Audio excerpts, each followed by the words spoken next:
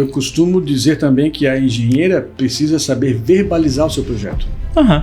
Então, assim, você pode fazer um bom projeto, uma boa planilha, um bom orçamento, mas se você não souber comunicar verbalmente isso ao financiador, ao usuário, ao regulador, tu pode levar a perder todo aquele trabalho. Muito bom dia, né? Estamos aqui na Acesa na Mídia. Esse é um projeto da Associação Catarinense de Engenheiros Sanitaristas para divulgar as áreas da engenharia, e hoje temos um convidado super especial, o professor Pablo. Então, o professor Pablo, ele foi o meu professor na faculdade. Então, para mim, é uma honra muito grande estar aqui compartilhando a mesa com um profissional desse garbo e dessa elegância toda, né? Então, lembro muito bem das aulas do professor. E sempre me chamou muita atenção que o professor era sempre meio polêmico. Então, você, poxa, vai ser a mistura perfeita para o nosso podcast. Esse é um podcast que vai falar sobre a questão do saneamento. Além do saneamento, qual é o papel do esgotamento sanitário como um todo? Esse podcast vem para difundir, professor, a questão da Associação Catarinense de Engenheiros Sanitaristas Ambientais, mas também para quem quer saber, quem tem mais sede de conhecimento das áreas ambientais, o que cada área faz, porque é um leque muito grande que vai se abrindo na engenharia ambiental, e a gente está trazendo especialistas de cada área para que você entenda como isso tudo funciona e tudo se integra. Então, seja muito bem-vindo, professor, também deixar que se apresente também, né? Fique à vontade. Excelente, Ademir. Então, obrigado pelo convite. Desde que tu fizeste a primeira aproximação, eu me senti muito à vontade em aceitar. Primeiro porque este é um projeto importante que vocês estão conduzindo dentro do contexto da ACESA, né? É importante para motivar os profissionais que estão atuando, aos profissionais que estão já com experiência muito bem elaborada, muito bem agregada, e também aos novos estudantes e aqueles que estão pretendendo ingressar no mercado de trabalho na área de engenharia sanitária e ambiental. Então, aceitei com muita honra esse convite. Como comentaste, né, a gente já está trabalhando com ensino em nível superior já há 20 anos, desde 2005, aqui na Universidade Federal de Santa Catarina, na época, então, como professor substituto e terminando o meu doutorado. E na sequência a gente teve experiências em nível de Santa Catarina, no interior, na UNOESC, lá em Videira.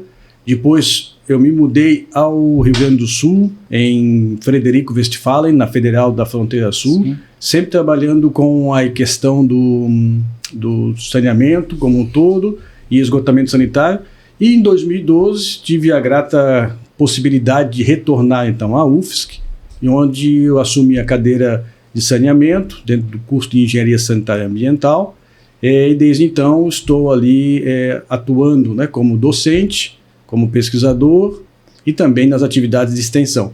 Inclusive eu categorizo esta atividade aqui como uma atividade de extensão, onde a gente leva então, né, à comunidade externa da universidade essas informações e esses conhecimentos. Atualmente, né, eu estou à frente de um grupo de estudo em saneamento descentralizado, chamado GESAD, onde nós temos 2 linhas de pesquisa fortes. Esse grupo também já tem há 20 anos. Uma linha principal é tratamento de esgoto com soluções baseadas na natureza, na tecnologia chamada Wetlands, onde nós temos, né, a grata oportunidade de estar à frente de um grupo brasileiro, onde nós temos praticamente 360 membros atuantes nessa tecnologia, e também estamos colaborando com uma rede pan-americana de sistemas de wetlands para o tratamento de águas residuárias, né? Essa é uma linha de pesquisa muito forte, onde a gente então tem uma rede de contatos muito grande, e mais recentemente, nos últimos 5 anos para cá, iniciamos uma linha de pesquisa também que me atrai muito, e percebo que é um campo de trabalho muito importante para a sanitarista, que é governança do saneamento, mais voltada à questão do esgotamento sanitário. Como integrar, né, os diferentes instrumentos municipais, estaduais e os diferentes atores em torno de um bom serviço de saneamento. Um assunto muito bom, hein? Então, porque o que acontece? Uma é a questão básica do saneamento e outra é a questão da governança, como a gente pode pegar e interligar tudo isso, né, e fazer que isso funcione também, né? Então, é um grande desafio. Até para entender também, professor, me diga assim, como foi que o senhor decidiu trabalhar nessa área? Porque, assim, faz a graduação, tu vê todas as áreas, né, e tu vai sabendo, vai tateando para que setor você vai e tal. Mas me diga assim, qual foi a mudança de chave que pensou, não, essa é a minha linha de trabalho, porque a gente está falando mais de 20 anos de carreira em cima desse utópico, né? Isso. Na verdade, muitas vezes a nossa vida é encaminhada por oportunidades, né? E momentos, né? Então, claro que a escolha de um curso em nível superior com a idade de 18, 19 anos muitas vezes né? É questão de momento, né? Porém, a minha história é um pouquinho mais direcionada à área do saneamento, porque eu estou formado em nível técnico em saneamento, né? Começou pela escola técnica. Então eu fiz escola, na época chamada ainda Escola Técnica Federal, e lá eu fiz o curso de saneamento, porém a entrada no curso de saneamento é que foi meio ao acaso, né? Então começou antes que foi... A história da oportunidade do momento, né? Se falava, isso nós estamos falando de 1991, né? Milênio passado, né? E lá se começou os grandes movimentos ambientais, como todos aqui sabemos, né? Os movimentos ambientais brasileiros surgiram na década de 90. E aí um jovem de 16, 17 anos, vendo aquilo tudo borbulhando, né? Cuidar do planeta para a sobrevivência humana, aquela situação toda, levou então à escolha do curso técnico de saneamento na então Escola Técnica. E lá me apaixonei pela fazer a gestão ou a forma de trabalhar com a água, né? Tanto a questão laboratorial quanto a questão de desenho. Tu imagina uma pessoa de 17, 18 anos começar a fazer desenhos de sistemas ou, né? Então, assim, aquilo para mim é algo maravilhoso. Tem até uma história engraçada que também, eu primeiro fiz escola técnica e depois fiz a escola de engenharia. Daí, eu lembro de um professor da escola técnica que ele falou da seguinte forma, ele falou assim, que técnico inteligente virava engenheiro. Eu olhei, poxa, eu sou inteligente, então eu tenho que virar engenheiro. Então, como é que é uma frase assim, né? Marca, né? Marca, né? Isso. Então... E esse foi o caso. Daí, quando nós tínhamos o estágio também a ser realizado pela Escola Técnica. E o meu estágio, na época, então, foi junto à Fátima, hoje IMA. Hoje o órgão, que é o órgão licenciador E no laboratório estadual de qualidade de águas da Fátima, que era junto ao, então, LIMA, Laboratório Integrado do Meio Ambiente da ANS. Então, desde 93, eu fiquei aquele ano todo fazendo estágio e já, naquela época, me envolvendo com os colegas da sanitária, alunos, então. E aí, obviamente, que foi um caminho natural para escolher o curso. Isso, então, em 94. Quando eu entro no curso, na segunda fase, abre uma vaga de iniciação científica, onde o objeto era analisar tratamento de esgoto em laboratório. Assim, isso eu sei fazer, fiquei um ano todo fazendo. Já fazia isso já? Me inscrevi e fui escolhido pelo então professor Luiz Sérgio Felipe. E fiz 95. Isso foi para monitorar os sistemas de tratamento com plantas que a EPAGRE tinha instalado na Agronômica, lá perto de Rio do Sul, e aqui no Itacurubi. Então, desde 1995, eu comecei a ter contato com a área, com os sistemas de plantas. Ou seja, esse ano fazem 30 anos que eu estou nessa tecnologia. Bom, aí uma coisa puxa outra. A diretoria da CESA pediu para comemorar os 30 anos do senhor aqui com esse podcast. Exato. Eu fico muito honrado. Quase a minha idade. Isso. Então, a gente, desde este momento, se envolvendo nessas atividades. Aí eu chamo uma atenção aqui aos estudantes que estão nos ouvindo, né? A importância de se envolver em atividades além da sala de aula. O quão importante é para você formar, então, o seu gosto, né, pela área específica desse leque enorme que tu comentas, que eu também corroboro, que existe na engenharia sanitária. Existem opções múltiplas, né? E, obviamente, que cada profissional hoje atua em várias áreas, mas tem aqueles setores que mais lhe atraem, né? Então, onde se nasce essa atração? Desde o início do curso de engenharia. Logo, saia da sala de aula, né? Não fique apenas em sala de aula. Procure projetos de extensão, projetos de pesquisa, os estágios, né? Então, os laboratórios, tem laboratórios muito bons de várias áreas, então... Isso.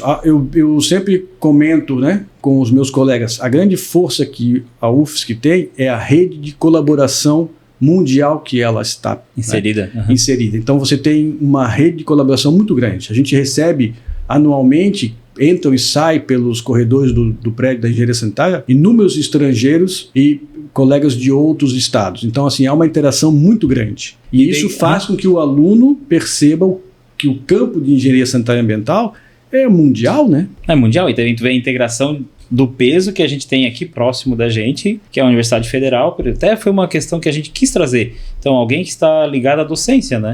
E daí o professor terminou a graduação e daí já foi mestrado, doutorado? Então, é quase isso. Na verdade, quando eu estava no último ano da graduação, eu tinha realizado um concurso como técnico de saneamento para a Casan. E aí, isso em 94. Naquela época, os concursos eram de 4 anos, prorrogáveis por mais 4 anos. Então, em 99, a Kazan, fui admitido pela Kazan como técnico de saneamento. E eu dei muita sorte, né, por ser lotado na divisão de engenharia da Regional Florianópolis. E lá eu pude ficar, mesmo como técnico, né, atuando no ramo da engenharia sanitária. No último ano, imagina isso, Ademir, é o sonho de qualquer quase formando. A Disneylândia. Então eu estava no último ano e vendo situações práticas na minha cidade, Florianópolis. Me formei, continuei ainda mais 6 meses como técnico de saneamento, mas lembra, desde 95 como iniciação científica. Então a carreira acadêmica estava na veia. E aí eu cheguei para o meu colega chefe, então na Kazan, falei para ele, o engenheiro Roberto Bis, que é uma figura incrível, e falei para ele, olha, gosto muito do senhor. Gosto muito do senhor. Eu sei que na Kazan, para agregar um posto de engenharia, é concurso externo, então, estando aqui ou não, concurso vindo, eu posso prestar da mesma forma. Aí saí e fui fazer o meu mestrado. E aí segui carreira acadêmica. Tive oportunidades maravilhosas, né, no mestrado. Então, de novo, né, não fazendo somente aqui rasgação de seda, mas poder estar em uma universidade pública, né, de qualidade, ou com essa inserção mundial, como a UFSC tem, já desde aquela época, né,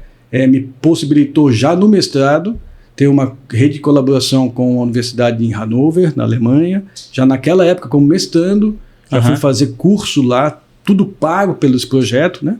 Então, imagina, recém-formado, ir 40 dias, né, para a cidade de Hannover, trabalhar num curso de imersão em um sistema de wetlands que eu já tinha uma prévia experiência. Isso só é possível quando você tem uma universidade forte que tem uma relação muito grande com o mundo, né? E aí foi o ápice, né? Me senti realizado, se é isso que eu quero mesmo. Então imagina, estamos falando de 1 ano de formado. Falei, essa é a minha aposta como profissional, consegui carreira acadêmica. Retornei, terminei o mestrado e obviamente me vi como um profissional de carreira acadêmica, mas sempre olhando com a ideia, isso eu trago muito forte comigo, de ter a extensão como sendo um papel importante da universidade. Terminei meu doutorado, fui para o interior, como eu falei, voltei, mas dentro desse período de docente e pesquisador, sempre me dediquei bastante com a questão de extensão. Por exemplo, há 11 anos já estou no Conselho Municipal de Saneamento, em Florianópolis. Há 6 anos eu sou conselheiro de regulação de uma agência reguladora. Por quê? Porque ali eu estou com a engenharia sanitária na prática.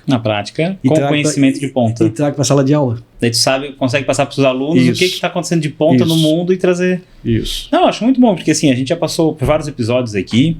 Tem episódios que a gente vai falar de empreendedorismo, tem episódios que a gente vai falar de quem tem empresa. E também, mas é um grande caminho, um caminho muito forte de quem faz a engenharia sanitária e ambiental também para a docência. Porque é uma retroalimentação do conhecimento que está sendo feito. Então... Isso. E o conhecimento, para ele ser repassado, você precisa de uma série de fatores. Primeiro, experiência profissional. Quanto mais experiente, melhor serão as aulas, né? Sim. E a dedicação acadêmica. Então, você faz hoje um bom mestrado, um bom doutorado, lendo, né? Porque tem muita informação. A informação ela chega para nós hoje na velocidade muito alta. Nós temos contatos com pesquisas do mundo inteiro muito em tempo facilmente. real. Né? E isso, inclusive hoje, pelas formas de comunicação que nós temos, você consegue falar com um pesquisador na Finlândia muito facilmente. Muito facilmente. É só uma questão de combinar agendas. Hoje a gente tem, num expediente como o WhatsApp, uma rede de contatos com pessoas do Brasil inteiro, do mundo inteiro, onde você se conecta em momentos bem definidos. Então, assim, não é mais um empecilho a comunicar-se com outros colegas. Então, esse tipo de relação entre experiência profissional, estudos a nível de leitura de trabalhos e artigos e rede de colaboração associado a atividades de extensão faz com que a tua vida seja dinâmica e a tua atuação na engenharia seja, posso ousar em dizer, plena, porque você está em todos os setores, né, tendo contato com todos os setores. Não, e também acho muito interessante, assim, para quem está nos ouvindo, saber que existe esse mundo. Exato. Porque, assim, é muito pouco difundido esse mundo acadêmico. Exato. Então, assim, poxa, a pessoa sabe que existe o professor da faculdade, mas ela não sabe qual é o caminho entre a graduação, fazer um mestrado, fazer um doutorado. Só acha que o professor de faculdade vai lá e dá aula e só. Isso. Não, tem todo um trabalho de orientação de TCC, de banca de mestrado, banca de doutorado, e fora os outros convites que vêm também, né? Na verdade, existem um dinamismo muito diário, complexo, constante, e você tem também hoje o papel do professor em vários níveis, né? Como você comentou, você tem os colegas que têm bastante experiência profissional, que lecionam em cursos específicos, né? Como por tempo, por dedicação horárias, né? E você tem os professores de tempo integral, dedicação exclusiva, que via de regra estão associados às universidades federais, né? Porque ela tem esse perfil de profissional. Então, assim, ambos são importantes na formação de engenharia sanitária. Rapidamente, quando eu estava na UNOESC, a grande parte dos colegas da UNOESC eram profissionais do mercado, que vinham lecionar em momentos específicos. Né? Mas alguns alunos sentiam a necessidade de ter professores que tinham experiência em pesquisa e essa rede de contatos. E eu sempre comentava para eles, olhem o copo meio cheio. Vocês têm profissionais de mercado que vêm aqui trabalhar informações de mercado com a base de engenharia. E um exemplo emblemático que eu replico sempre que posso é uma disciplina de resíduos sólidos nessa universidade, na turma de engenharia sanitária. Eu chego de manhã cedo, não era eu que lecionava, é um colega que é engenheiro sanitarista do município e é responsável pela gestão de resíduos do município. O que ele fez naquele dia em específico? Quando eu cheguei de manhã cedo, estava estacionado na universidade um caminhão compactador. E aí ele levou os alunos para dentro do caminhão. Mostrou tudo dentro do caminhão. Como funciona? Como é que funciona? Eu falei para os alunos, olha, eu fiquei a minha vida inteira numa universidade e não tive acesso a um caminhão, entende? Então, assim, tem que se olhar o ensino de engenharia, ele tem várias facetas, né? Tem a faceta mais prática, mais direta, mais aplicada e a faceta mais científica. Claro que o ideal é que a gente tenha contato com todas elas. Com a maior parte delas. Então, você tem em várias instituições de ensino essas perspectivas. Nas federais, a maior parte dos colegas são de dedicação exclusiva que traçam uma linha de trabalho e pesquisa direcionada, mas daí ele tem uma rede de contato muito grande. E isso faz com que aquela temática sendo ensinada é atual. Você tem relações do mundo inteiro, diárias, traz para a sala de aula. Isso faz a formação de um bom profissional. Um bom profissional. Perfeito, né? A colocação. E pensando também, professor, na questão do esgotamento sanitário, né? Como é esse papel que o senhor comentou? A questão, tem soluções descentralizadas, o senhor falou que tem um grupo de pesquisas, né? Baseadas na natureza. Eu queria que o senhor falasse um pouco mais hoje quais são as pesquisas, o que o senhor vê de desafios, o que o senhor vê de tecnologias nessa área, né? Porque o que eu vejo? A questão de efluentes como um todo, né? Só isso por si só é um leque gigante. Então, e a solução é personalizada. Isso. Então eu queria que falasse um pouco desse subitem, porque assim, tem várias questões dos efluentes como um todo, mas sim, tecnologias descentralizadas é só uma parte do mundo muito grande. Correto. Mas é porque ele é personalizado para aquelas características. Então explicar um pouco mais sobre isso, por gentileza. Isso. Então, bem comentaste. Sempre é bom relembrar aos ouvintes aqui, né? Que saneamento no Brasil é identificado como 4 dimensões, bem sabemos, né? Abastecimento de água, esgotamento sanitário, manejo de águas pluviais e drenagem urbana e resíduos sólidos urbanos. Os nossos parceiros latino-americanos, saneamento é esgoto.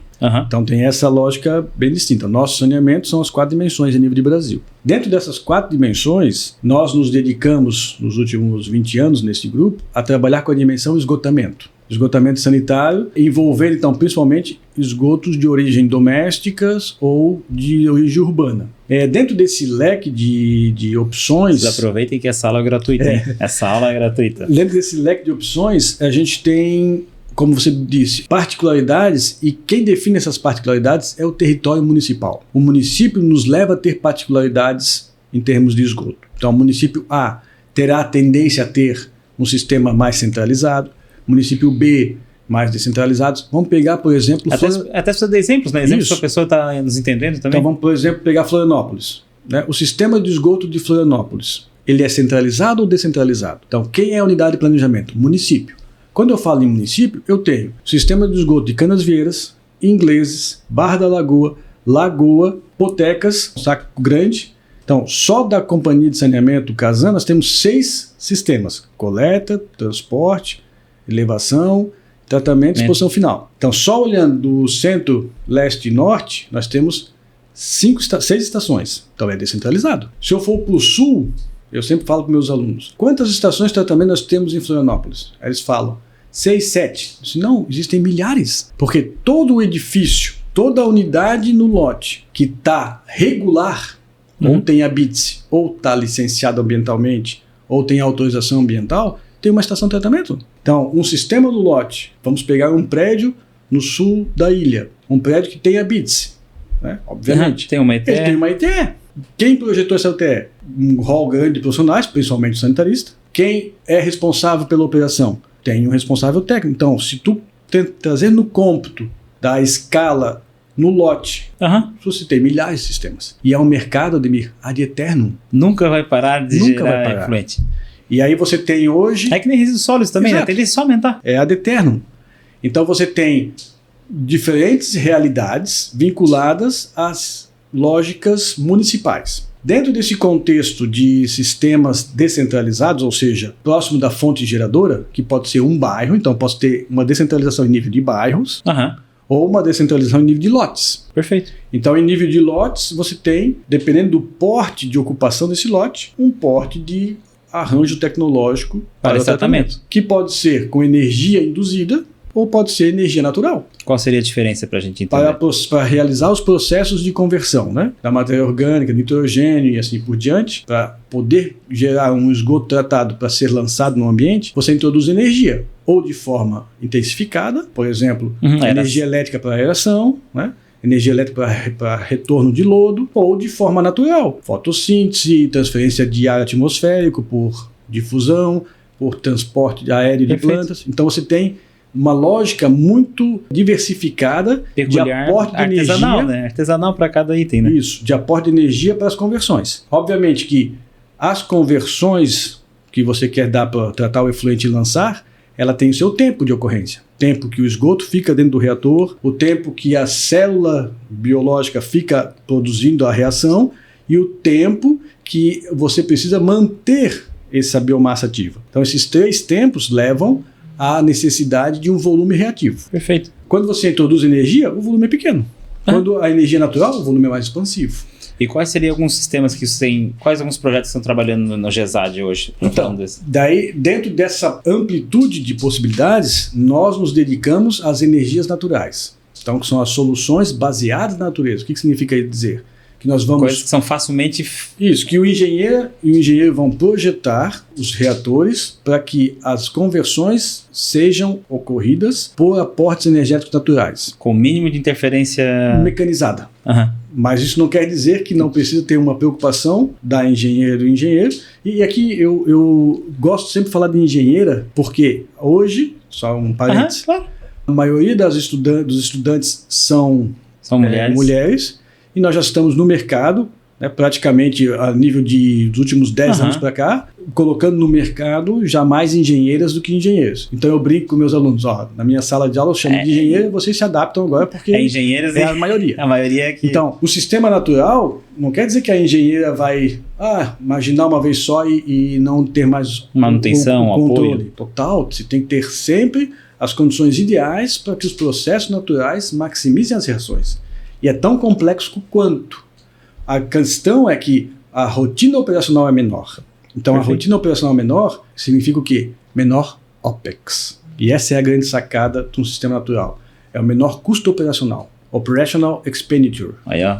Grande aula. Então, essa história de como que a gente pode escolher o sistema, aqui não existe defesa de sistema A ou B. Existe a defesa de precisa de um profissional de engenharia sanitária que vai pensar o problema e resolver o problema na melhor oportunidade que aquele espaço permite. E que gere uma rotina operacional execuível e pagável ao longo de 20 anos. Não esqueçam que essa estação vai ficar 20, 30 anos operando isso.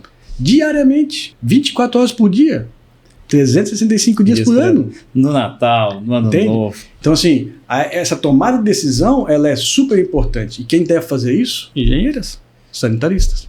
Agora me diga assim, quais são as habilidades importantes que o senhor veio? O senhor dá aula há mais de 20 anos. O que faz diferenciar talvez um aluno na sua classe em relação a isso? Ou uma aluna, né? Isso. Porque assim, eu acho que é importante a pessoa ter essa visão quando tu vai entrar em algo, já saber assim, quais habilidades que eu tenho, quais habilidades que são exigidas, o que eu consigo desenvolver, o que eu consigo melhorar. Então, eu defendo muito essa tecla, assim, o que o senhor vê? Porque assim, imagine o espectro. São 2 turmas por ano, de 40 alunos vezes 2 turmas, vezes 20 anos, olha só quantas pessoas passaram lá. Isso. É uma pergunta muito importante, porque primeiro polêmica, você eu diria, né? Polêmica, é atual também. Porque você está trabalhando com uma lógica curricular, com a questão temporal, mas também você está envolvendo com as habilidades pessoais de cada um, né? Então, assim, se comenta muito, a engenharia como um todo tem um grau elevado de desistência. É natural. É natural, a pessoa, comentamos aqui no início do nosso papo, a pessoa chega com 18, 19 anos na universidade e ela tem com 5 anos para se preparar num curso de engenharia. É óbvio que ao longo de 5 anos a maturidade dela varia. Vai mudando. Né? E ela pode desgostar ou pode se apaixonar. É até bom também, se for pensar. Claro, é natural. E assim, é natural em todos os cursos também. Isso. Não vai pensar que em direito não tem isso, Exatamente. Em medicina não tem isso. Exatamente. A partir do momento, então, só que uma das críticas que se tem bastante, né? Isso é unânime essa crítica. Que o começo do curso é muito pouco aplicado. Realmente, isso traz para o jovem de 18, 19 anos, 20 anos, aquela vontade de ver a aplicação ambiental, né? A aplicação do saneamento, e as disciplinas básicas são realmente focadas a desenvolvimento lógico, né? Ao entendimento da física, né? E isso traz um pouco de desgaste. Então, qual é a dica que a gente dá? Se envolva além da sala de aula. Atividades extracurriculares. Isso, desde o laboratório. Exato. Atividade com estudantis, né, como centro acadêmico, como a lógica de esporte, cultural. Uma universidade como a nossa, ela tem várias opções, né? Não só dentro da sanitária. Bom, então essa é a primeira dica. Claro que a base inicial, ela é muito física, matemática e química, então você tem que dedicar-se a isso, obviamente. Vai te construir uma carreira numa base boa, mas para você manter o nível de otimismo, né, e também se envolva. Convivência, networking. Isso. Eu lembro que na universidade, até foi o LabFlu, o laboratório do Paulo Belli, mandou assim, vaga para bolsista voluntário. Isso. E eu pensei, puxa, será que eu vou? E eu me concorri para aquela vaga lá, e no fundo era para coletar a amostra de efluente, daí o negócio vazou, tava eu e a doutoranda ajoelhada no meio do efluente, então isso dá casca, isso dá ânimo, isso aí tu vê o dia a dia acontecendo, assim, para saber se tu gosta, até saber se tu não gosta daquela área. Engenharia e a pesquisa, eu ouso dizer que é 99% transpiração e 1% de inspiração. Então, assim, é muita rotina. É muita forma repetitiva. É muito problema a ser resolvido. Se tu pegar um filme, como se fosse passar um filme em velocidade rápida de um pesquisador, ele seria extremamente chato. Porque é estudo, trabalho, nanana. Estudo, trabalho, nanana. Então, só que daí o que acontece? Mas se for pensar, é a mesma rotina num campeão olímpico. Bem, assim, um campeão de natação. Se tu colocar um filme em velocidade rápida dele, vai ser treino, alimentação, treino, alimentação, A competição é isso aqui. Então, tu entende? Olha só a analogia que a gente tá fazendo aqui, que assim, poxa, um profissional de gabarito é como se fosse um campeão olímpico hoje. Isso. Eu falo para meus alunos, para minha filha, a repetição leva à perfeição. Então, você tem que repetir. Repetindo, ou seja, tendo a rotina, vai te levar a ser o consultor. A rotina vai levar você a ser o expert. A rotina vai levar você a ser o escolhido no futuro para dar o palpite final naquele projeto. Mas você tem que criar uma rotina. Self-made, né? Isso vai ser autoconstruído.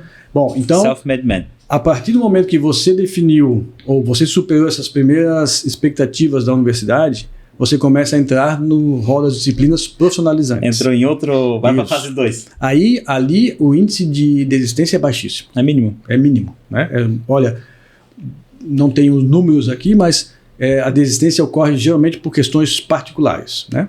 Ou familiares, ou de saúde, não por desgosto profissionalmente, né? Então você vê, a partir da 6ª, 7ª fase, lembrando, nós vamos da 1ª à 10ª, né? Que já são das disciplinas profissionalizantes, dificilmente você vê um estudante não mais interessado na profissão, entende?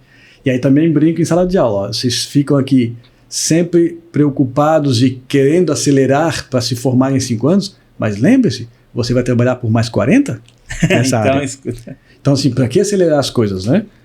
Faça bem feito, utilize aquele espaço para você se capacitar, porque tu vai ficar 40 anos, vai se aprimorando, obviamente, mas 40 anos a base a partir daquele dado, aquele momento inicial. Então, aproveita. Eu sei que para quem já passou como nós por isso, é fácil dar esses conselhos, né? Quem está lá quer sair, né? Bom, eu fiquei muito emocionado quando eu retornei para a universidade como docente e logo na sequência eu assumi a coordenação do curso.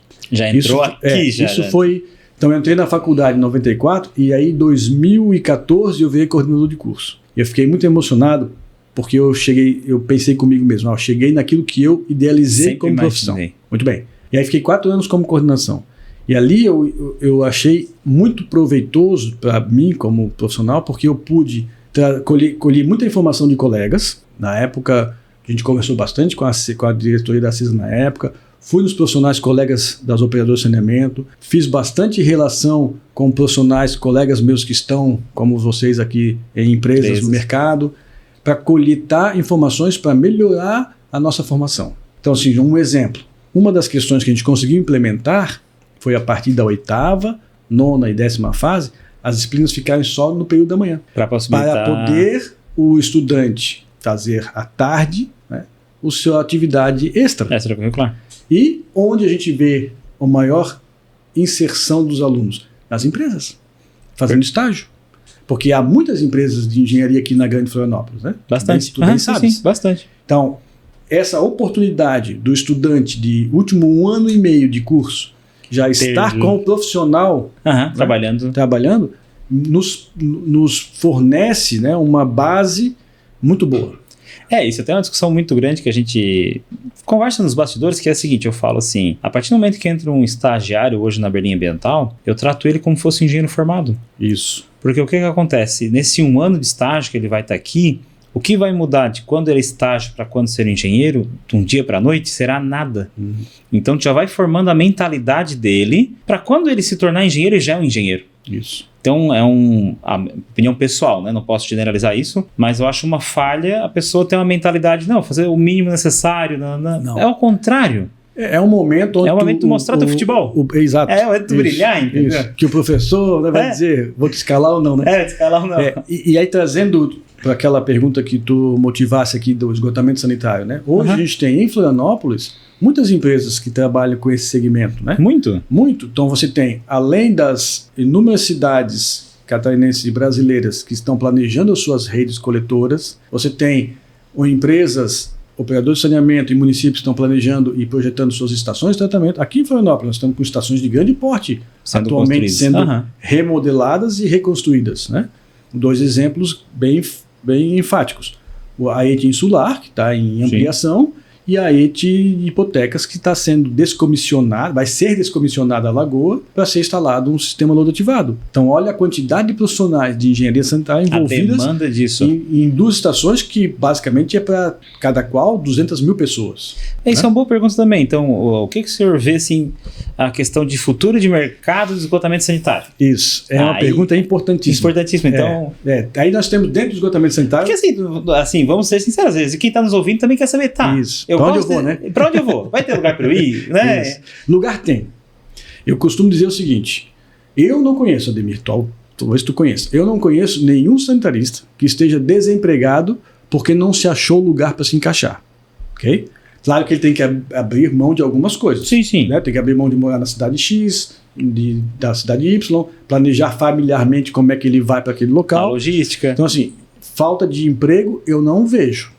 Claro que eu não estou no mercado todo dia, mas eu, como eu falei, estou sempre ligado no mercado. Né, Isso. 40 alunos todos os anos. Então... Isso.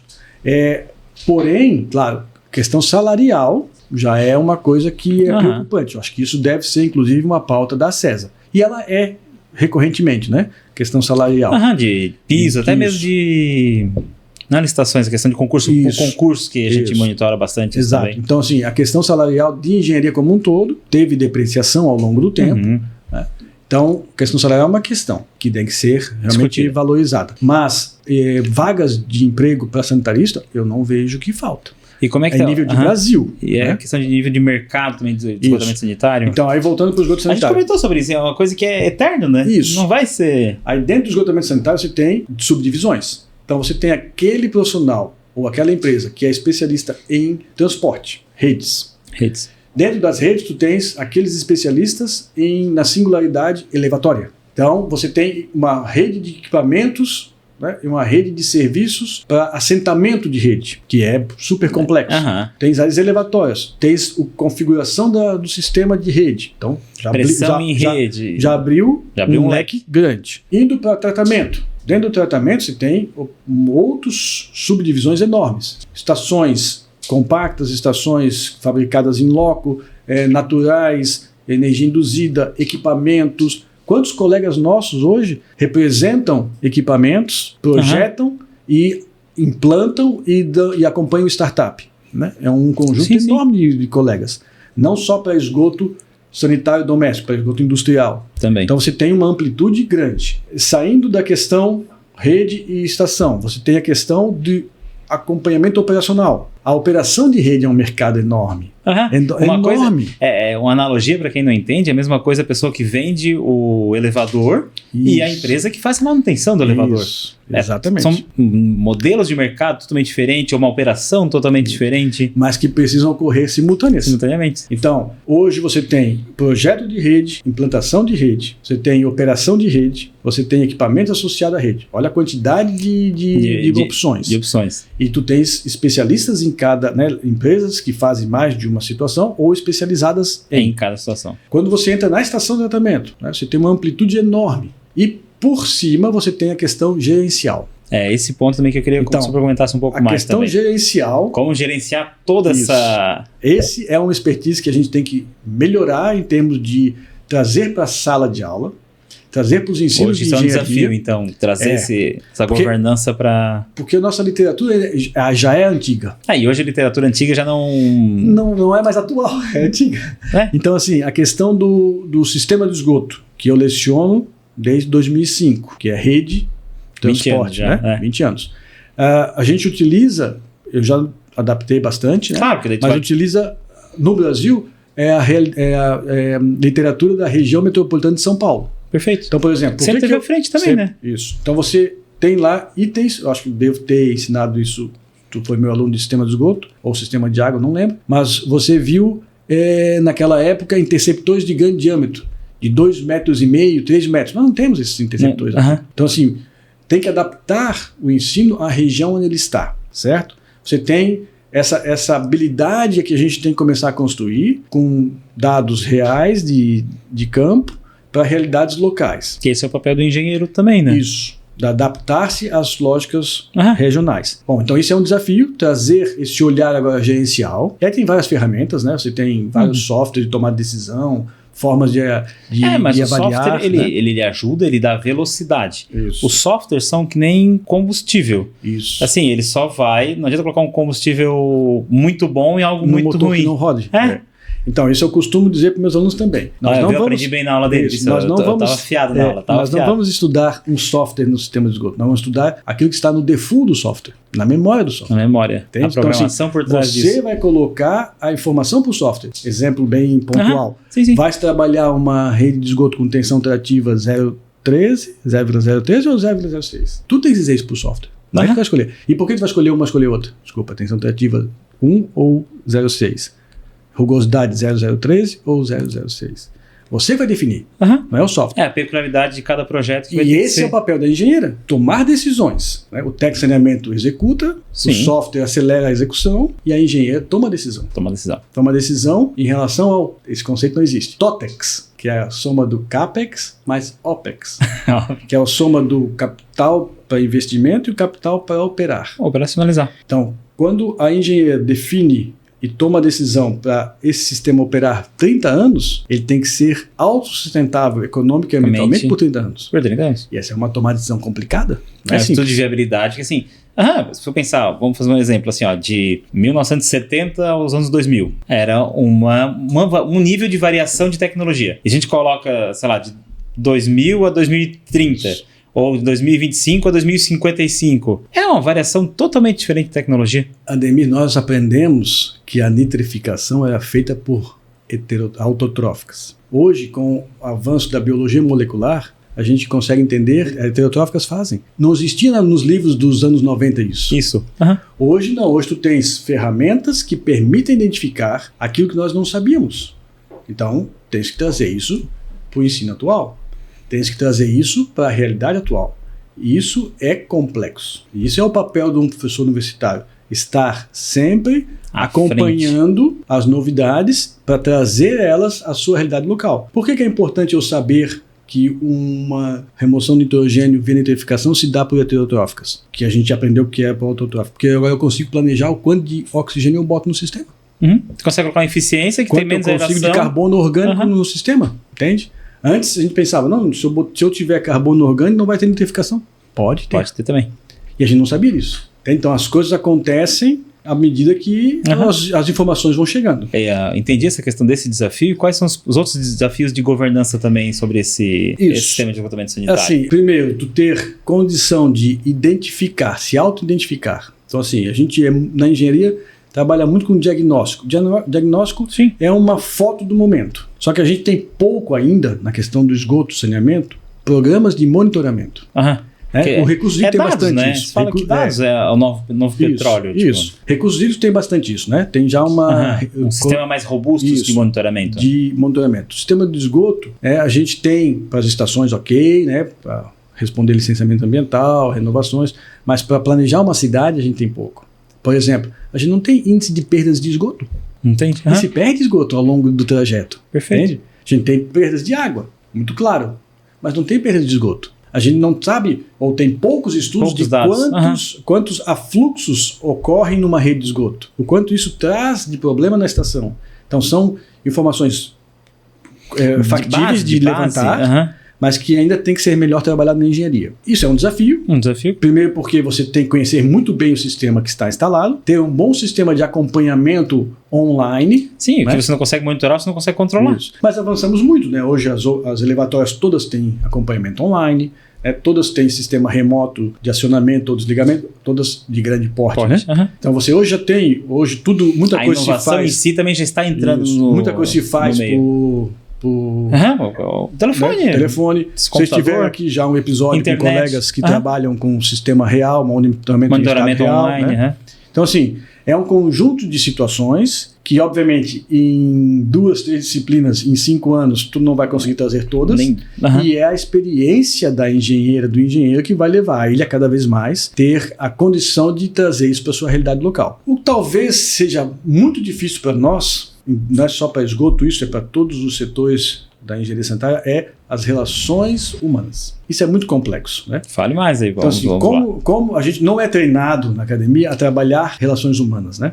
A gente tem muitas habilidades técnicas, né? Isso é a bandeira que a CESA vem colocando até nos cursos que a gente está promovendo também, né? Então, assim, que às vezes é um desafio você ser um técnico muito bom, saber fazer um trabalho muito bom. É um nível de desafio, né? Você ter uma equipe que entrega um projeto técnico muito bom já é outro desafio. Isso. E aí tu imagina, quando a gente está voltando para o esgoto, né? Isso pode ser para várias áreas também.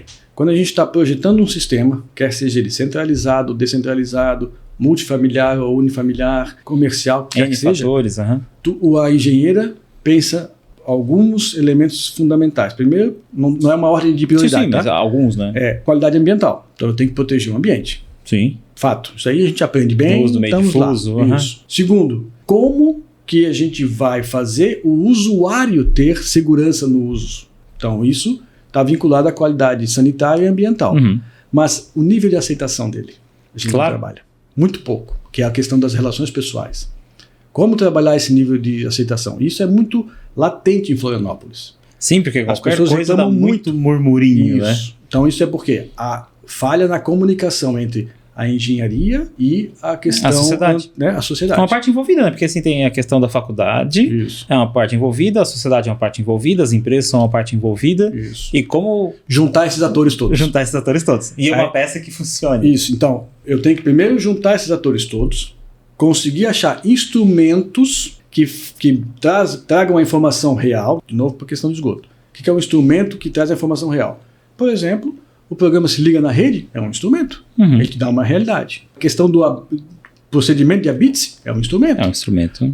A questão da autorização ambiental no licenciamento ambiental é um instrumento. O plano municipal de saneamento é um instrumento. O plano diretor é outro instrumento. Então, esses são os instrumentos. Se tu pega esses instrumentos, elenca eles, entende eles, tem um programa de monitoramento e faz com que os atores que são responsáveis por conduzi-los e os usuários se conversarem, você tem uma boa governança. Muito bom. Isso é governança. Isso é governança. É você identificar os instrumentos de saneamento, no caso do esgotamento, elencar esses instrumentos em mecanismos de estratégia, controle e liderança, e aí, conhecendo isso, fazendo os atores se interrelacionarem, você conduz isso a uma boa política pública e uma boa prestação de serviço.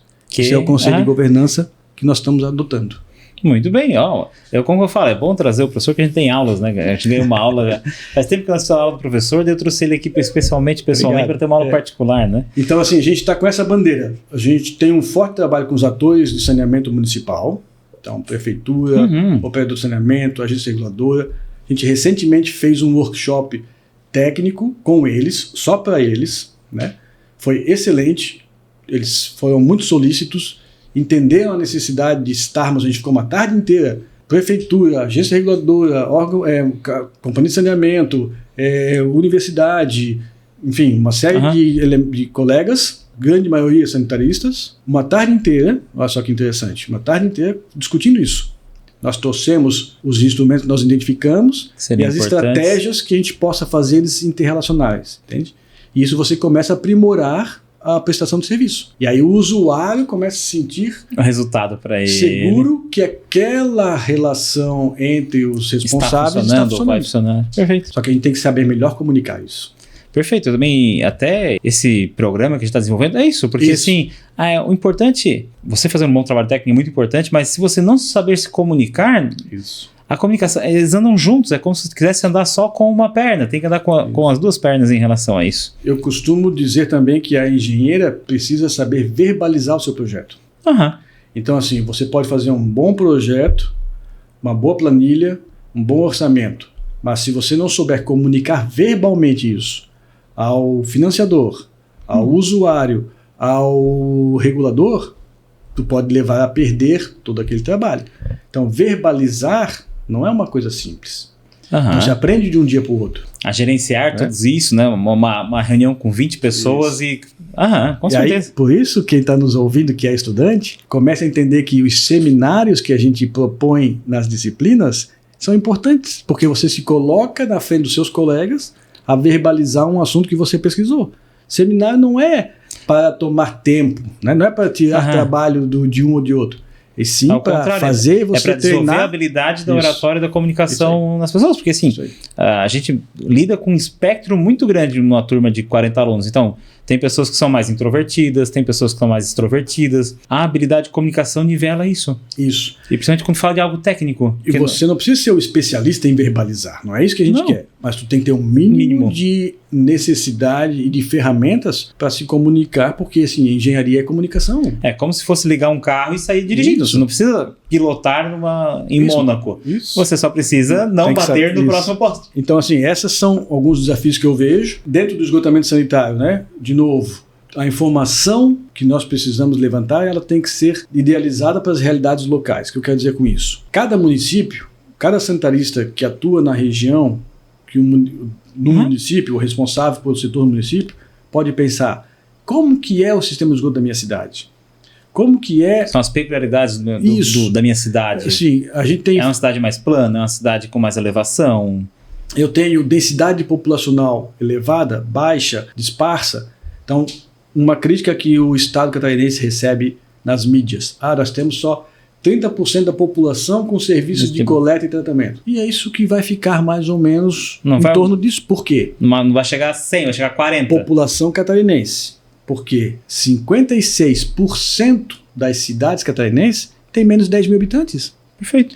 E elas estão em topografias acidentadas, com densidades populacionais baixas. Ou seja, como é que tu vai instalar uma rede de grandes distâncias para pouca vazão? vai ser economicamente inviável. Isso. Então, Perfeito. assim, isso é um demérito do Estado? Não, isso é uma realidade do Estado. Então, o que a gente tem como proposta para avançar? É valorizar e melhorar, otimizar e planejar melhor os sistemas próximos da fonte geradora, ou por bairros, ou por loteamentos, ou por condomínios fechados, ou pelo lote em específico. Associado a isso, então essa rede de serviços já está clara no Brasil, mas ela precisa ser fortalecida. Além da existência da tecnologia, que essa agora é a linha que a gente está fortemente batendo, eu tenho que ter uma rede de serviço associada. Então, Ademir, eu tenho que ter a engenheira que vai prestar ou oferecer o serviço de limpezas programadas, transporte desses subprodutos dos sistemas do lote. O controle e monitoramento da qualidade. Então, tu tens hoje está bem claro, a engenheira que vai projetar o sistema no lote e que vai acompanhar. Show. Então ela está lançando no ambiente, não está poluindo. Mas eu tenho, como toda a estação de tratamento biológico de esgoto e química, se Lavoisier não é um grande mentiroso... se ele estava certo, Se ele estava certo, todo produto gera sempre subprodutos. Não existe uma estação que não gere subprodutos. E esses subprodutos, ele precisa ser gerenciado de forma adequada. Perfeito. E aí isso a gente esqueceu um pouco na engenharia sanitária dos sistemas no lote. Agora não, a gente está percebendo que se eu tiver uma rede de serviços que vai fazer limpezas programadas, transporte com qualidade, levar para a estação existente ou criar unidades dedicadas para esses subprodutos, eu vou ter uma rede de serviços e vou dar credibilidade aos sistemas no lote. E aí eu vou começar a entender que este é um modal extremamente factível para a realidade catarinense. E aí vai sim, associado à rede de esgoto e tratamento, aos outros sistemas, chegar no tão sonhado meta de universalização. Muito bem. Bom, isso tudo já existem exemplos na prática, temos vários colegas, né? E a gente teve, talvez, posso dizer, a honra de ter o primeiro formado em nível de doutorado nessa linha. E foi o nosso programa de pós-graduação que gerou, né? Que promoveu essa, que o mérito é todo do colega que se formou em doutorado. Não então, necessariamente, assim, não necessariamente. Assim, sim, grande parte do mérito é dele, mas se não tivessem pessoas que desenvolveram esse sistema para ele, não teria ocorrido isso. Aquela história que alguém é muito grande, às vezes, no ombro de alguém. Tem que ter uma... Então ele está no ombro do INS, ele está no ombro do departamento. Tem que ter uma rede de suporte, né? De suporte. Enfim, e essa linha de serviços associados ad eterno, então a limpeza programada, transporte é para sempre. Então, sanitaristas, abram os olhos para isso. Muito bem, essa até responde a pergunta de como é o mercado à frente, isso. E, professor, você queria comentar algo também em relação a de inovações, o que você vê no mercado, para a gente estar conduzindo aqui? E aí, além desse modelo de negócio eterno, né? Isso, não é o fechamento, mas uma das etapas dessa rede nós fomos treinados a fazer o sistema de tratamento de esgoto para proteger o meio ambiente e dar qualidade ao usuário. Perfeito. Isso continua sendo, mas isso é pouco. O que é isso? É pouco. O que é engenharia ambiental, no meu entendimento, nesse setor de esgoto? É recuperar recursos. Nós temos que, além do proteger o ambiente e dar qualidade ao usuário, nós temos que recuperar recursos. Nós temos muitos recursos nas águas ativos ali. Exemplo clássico. Qual é a base da agricultura mundial? Fósforo. Fósforo é um bem não renovável. Fósforo nós trazemos de rochas fosfatadas da Ucrânia, da Rússia, do Oriente Médio. Isso a um custo, a uma logística, altíssima. E a gente joga fósforo, Ademir, todo dia fora, entende? Por quê? A gente joga fósforo na urina e principalmente nas fezes. Então a gente tem colegas aqui no departamento que estudam, que é o grupo de recuperação de recursos da professora Maria Magri, por exemplo. Eles estão há anos estudando como recuperar fósforo da urina. Perfeito. E utilizar esse fósforo na produção agrícola. Nós, com a UNOESC, lá de Videira, temos um trabalho bem interessante que é o esgoto de uma unidade tipo uma pousada ou qualquer outra. Sim, um estabelecimento comercial. Trata num tanque séptico e numa solução baseada na natureza tipo wetland. O efluente final dele é rico em nitrogênio e fósforo. Sabe o que a gente faz com isso? Planta milho. Planta milho. Em vez de gastar com adubação química. Isso. E a gente tem isso, não é uma estratégiazinha, não é uma experiênciazinha. São anos de pesquisa publicados nas melhores revistas do setor mundial. Entende? Esse é o papel da academia. Ele dá credibilidade. Nós temos uma estação de tratamento tipo wetlands aqui na universidade, em escala real, mas para um público de até 15 pessoas, há 10 anos trabalhando. E 10 anos ininterruptos. E dentro de uma rotina de controles. de controle. Para quê? Para dar credibilidade na informação. Dá embasamento, né? Entende? Então, assim, esse é um dos grandes papéis da universidade. Ter pesquisa continuada para dar credibilidade. E aí eu digo que a inovação está, obviamente, em tomada de informação em tempo real. Por exemplo, a atividade biológica libera elétrons. Certo? Perfeito. Esses elétrons podem passar num circuito e dar um sinal em eletrodos. E a quantidade de milivolts que é gerado vai me dar a qualidade do efluente. E aí eu não preciso gastar em análise de fisicoquímica. Fisicoquímica. Um bioindicador então, é um bioindicador. Indireto. Isso é uma inovação. Então já está se estudando isso. Muito bem. Você tem atividade de gerar energia, né, para mover, por exemplo, um potenciômetro para indicar, é o que a gente chama de células microbianas a combustível. Isso é uma inovação. Então, essas situações ocorrem, aos poucos elas estão chegando na escala plena, né? Mas sim, para colocar no mercado, tu tens que ter repetição. A repetição leva à perfeição. Leva à perfeição. Então, se for para fazer uma analogia, é como se o estudo na academia é como se fosse o campeonato de Fórmula 1. Então, tem várias coisas que estão sendo usadas, coisas de ponta lá, e que talvez vai demorar 10, 20 anos a chegar nos carros convencionais. Ademir, eu costumo dizer o seguinte: tudo nasce na universidade. Tudo nasce ali. Entende? Então, assim, não tens uma indústria que vai desenvolver um processo. Ela vai adaptar um processo ou ela vai associar-se a uma universidade para estudar o processo. Por quê? Porque a universidade tem tempo para fazer isso. Perfeito. Ela está focada naquilo. O time de uma empresa é um, o time de uma consultoria é outro, o time da indústria é outro e o time da universidade é outro. A gente tem que começar a aprender a gerenciar as expectativas. Perfeito. Então, hoje, eu me orgulho de dizer que o nosso programa de pós-graduação e nosso departamento começou a aprender a trabalhar pesquisa com o setor produtivo. Claro. Porque antes era muito dependente de recursos públicos. Hoje nós já estamos chegando no setor produtivo. Qual é o grande mérito disso? É a gente saber, em 4, 5 anos de pesquisa, que a gente assinou um contrato, quais são os entregáveis. Como gerenciar a expectativa disso. Entende? Porque... que era uma grande crítica antes. Isso. Estão colocando em melhoria em relação a isso. Enrolando, não dão resposta. Não chegou a nada, calma. Porque não se trabalhou quais são os entregáveis ao longo de 4, 5 anos. É como um cronograma físico-financeiro de uma obra. Isso. Certo? Perfeito. Então, trazer isso para dentro da pesquisa, você começa a gerenciar as expectativas. Profissionalizou muito. Muito. Exatamente. E aí, a CAPES, que é um dos grandes organismos que fomentam a pesquisa de nível superior, entendeu isso. Que tu podes hoje incentivar uma pesquisa através de bolsa de estudante, mesmo para quem já está no mercado de trabalho. Isso não podia antes, olha que é meio um contrassenso. É contraditório, né? Hoje já se ampliou. Então a gente já tem hoje, nos nossos programas de pós-graduação, demandas de colegas que estão no mercado. Estão no mercado. Ou que a empresa quer que ele esteja lá, porque vai ter o seu tempo. Algo isso que um produto para frente. Mas aí tudo isso está dentro da universidade. Não, perfeito. Eu tenho até um colega que ele fez um mestrado, que eles falam, profissionalizante na Alemanha. Isso. Então, assim, ele foi fazer um mestrado na Alemanha para desenvolver uma tecnologia de remediação. Isso. Então, eu achei o máximo aquilo. Né? Então, meus parabéns por essa evolução. Então, assim, isso é uma questão mundialmente já aplicada e nós aqui no Brasil estamos começando a entender a importância disso. É porque na área de meio ambiente e saneamento, a gente sempre foi muito fomentado por recurso público. Por quê? Universidade pública. Via de regra são serviços públicos. Mas você tem hoje uma série do mercado que tem interesse nesse serviço. Claro. Né? A gente está vendo aí, né? E eu acho salutar isso. Não, e com certeza, porque assim, pensa, é um profissional, puxando a brasa para nossa sardinha, né? São os profissionais muito bem qualificados, profissionais com a mentalidade de resolver um problema, profissionais que têm a mentalidade de custo, profissionais que têm a mentalidade de como ver esse problema a longo prazo.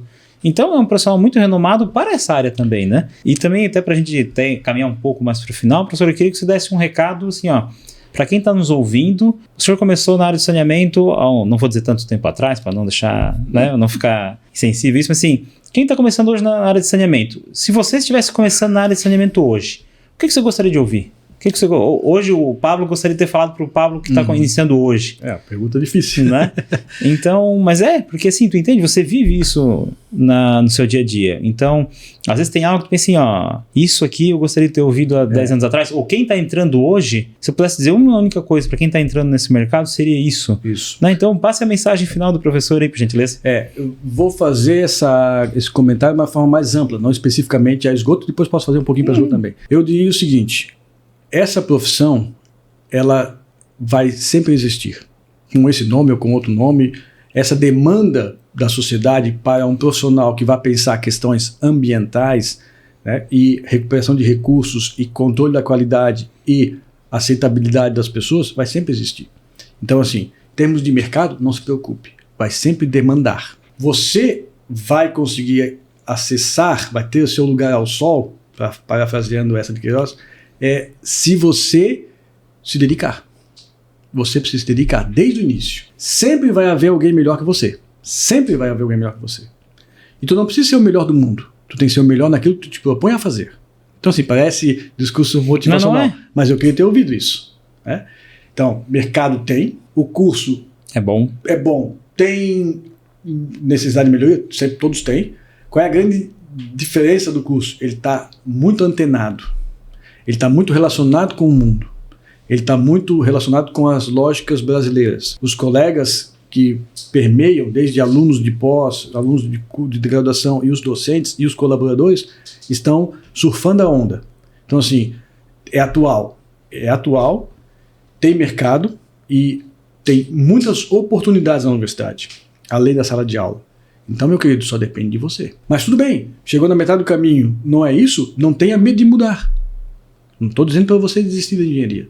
Estou dizendo para você ser feliz. O comentário é como buscar a sua satisfação. Sua felicidade. Dentro da engenharia, eu vejo que você tem caminhos profissionais garantidos. Tem que saber que talvez não seja naquele local que você está hoje.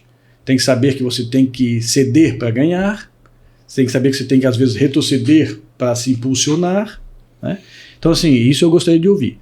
Na questão esgoto, eu vejo hoje um pouco dessa necessidade do profissional entender de forma mais estratégica. Eu estava pensando muito isso. Assim, o profissional nessa área de esgoto tem que assim, não olhar o problema muito na ponta, olhar ele mais de cima. Né? E trazer para o olhar de cima, inevitavelmente, a recuperação de recursos.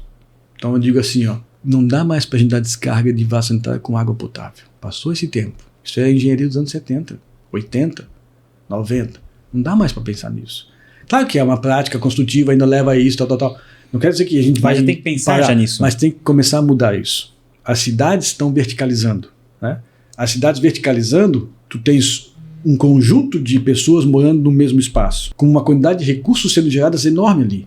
Exemplo, segregar águas residuárias em edifícios para reutilizá-lo. Isso é um tal do elevador novo.